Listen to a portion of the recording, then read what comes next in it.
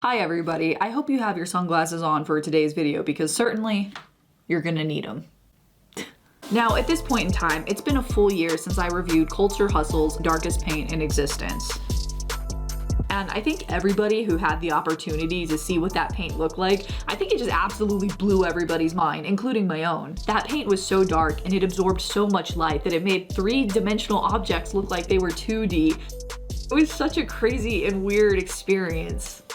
And now, fast forward almost exactly an entire year later, our mischievous art god, Stuart Semple, owner of CultureHustle, he's back at it again, and this time he went totally opposite with it. Allow me, guys, to introduce you to White 2.0, the brightest paint in existence. Not only did I buy the brightest paint in existence, but I also bought the blackest paint in existence. And today I thought I'd test them out, mix them, do all kinds of crazy experiments with them, and see what the brightest paint in existence looked like. Now to start this off, the first thing that I want to say is CultureHustle, they always have the coolest packaging. Like, look how cool this packaging is. Now for this video, let me tell you, girl, I got notes, okay? I prepared. According to the website, and as far as like the claims go for this paint, it's made from using an entirely new form of an acrylic base. It uses the absolute best white pigments available. It also has the highest quality mattifiers inside of it. And what that means is that basically makes it completely flat, like there's no shine whatsoever to the product as it dries. And when I was looking on the website, the one thing that just absolutely caught my mind was this chart that basically said that the paint can be anywhere from 40 to 60% brighter than just any regular white paint. And it was kind of funny because when I was on the website, like researching all of this, there was like this little video demonstration section. And I don't know if I'm just blind or what, but as I was looking at the video, I literally could not tell between the paint being poured and the white bucket that it's being poured in. It looked like white paint being poured into like this endless white void.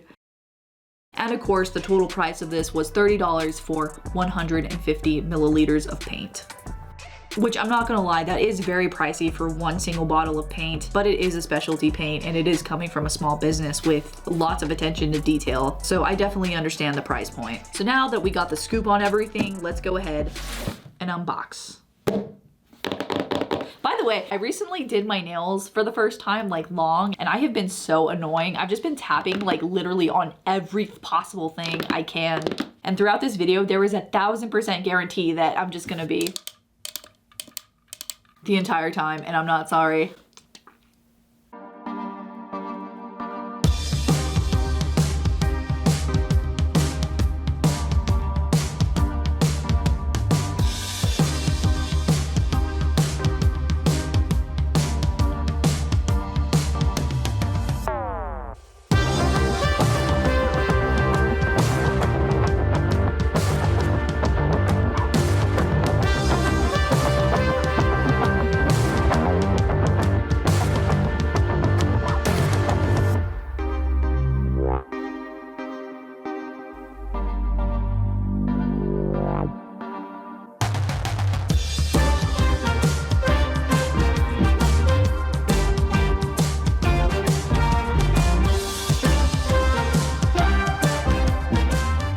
Okay, so it is currently, I think 3 days later. I'm not gonna lie, I've been very overwhelmed this past week, so I decided to take a couple of days and, you know, just do something fun for myself, which included having a mental breakdown and dyeing my hair. You know, just girly things. But yeah, from this point forward, my hair is completely changed and I didn't want to not acknowledge the fact that my hair had a big change. But yeah, the packaging, it's very, very on brand for Stuart Semple, but still having its own unique design. I really like that about CultureHustle. These are really good sizes. I think it's definitely a bang for your buck. And if I recall correctly, the Black 3.0, it came with so much black paint that I didn't even get to finish using the bottle before it became dried out.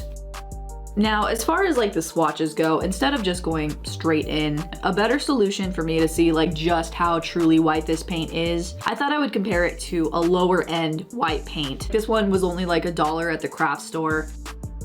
And also compare it to like a more high-end paint. This is a $20 paint from Master's Touch. And I think because both of these are like on both ends of the spectrum, a really cheap one and a more high-end one, that'll help me gauge where this white 2.0 paint will fit.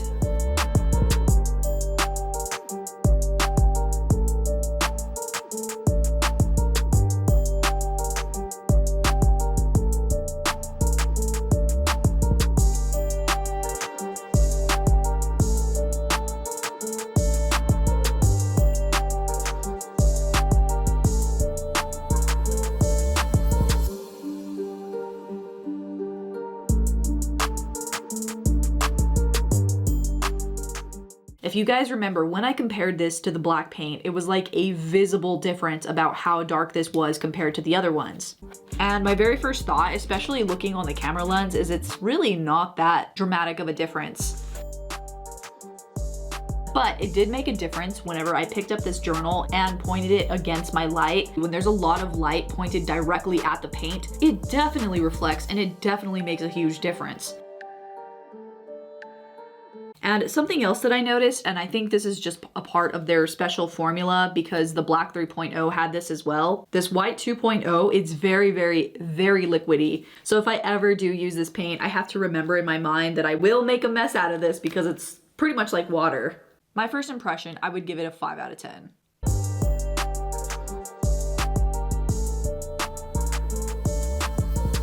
Okay, so I'm not gonna lie, that first test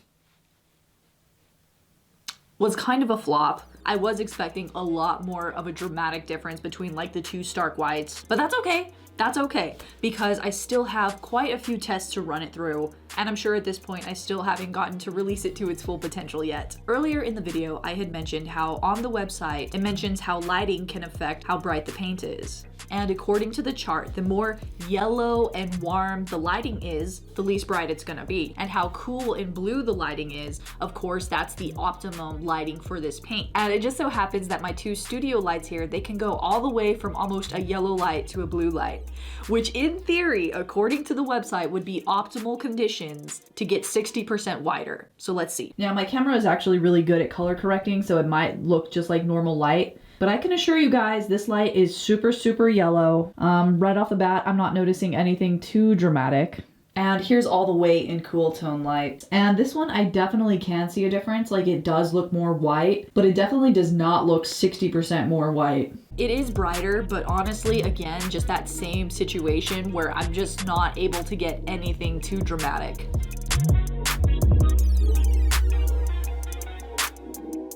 So last night I was giving it a lot of thought of like, how can I truly show the people how dark this paint is? I mean how bright this paint is. And I was thinking like, yeah, I could just use it against other paints, but what are the odds that every single person who is watching this knows exactly what Anita's all-purpose acrylic paint looks like, you know? So for the very last test, just in order for you to fully get that realization of how white this paint is, one white item that I think everybody has used in their entire life is white printer paper. So I thought we'd try it against the paper, and that way you guys could know for sure what it looks like.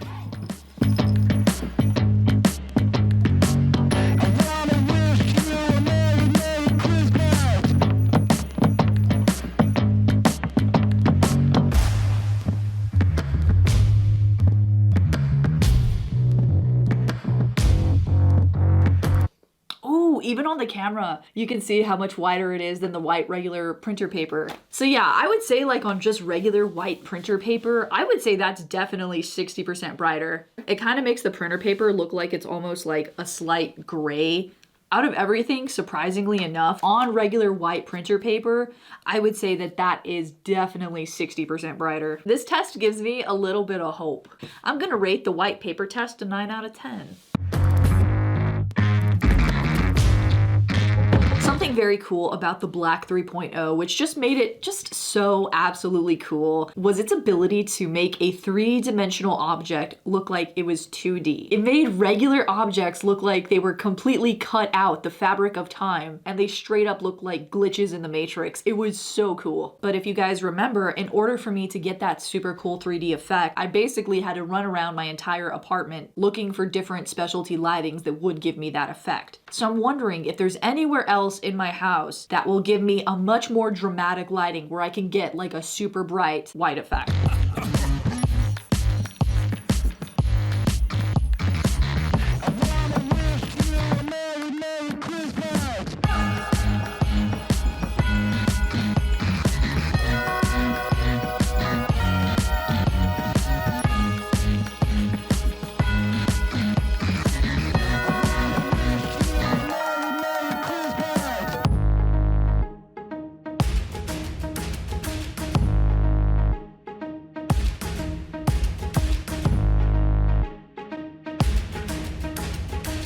Okay, so 2 things that I noticed. The first being that when light is casting a really harsh shadow on this paint, it almost like reflects the shadows off the 3D object. The shadows look almost gray as opposed to black. And the second thing that I noticed is that the white paint does really surprisingly uncomfortably well under black light. When I used the black light on the 2 paints, the regular paint didn't even show up, but because the white 2.0 is so reflective, it just reflected back crazy. And under that very specific circumstance, I wouldn't even say it's just 60% brighter. I would say it's like 90 to 200% brighter than just the original paint. I mean, the difference there is shocking. So as far as like how it looks under different lightings, to be quite honest with you, I don't really know how I would rank this one because the results are so different. All right, so now that we know all about this paint, we know how it works, we know how bright this paint truly is, I obviously wasn't gonna leave you guys hanging and not mix the whitest paint in the world with the blackest paint in the world. I wanna wish you a Merry Christmas.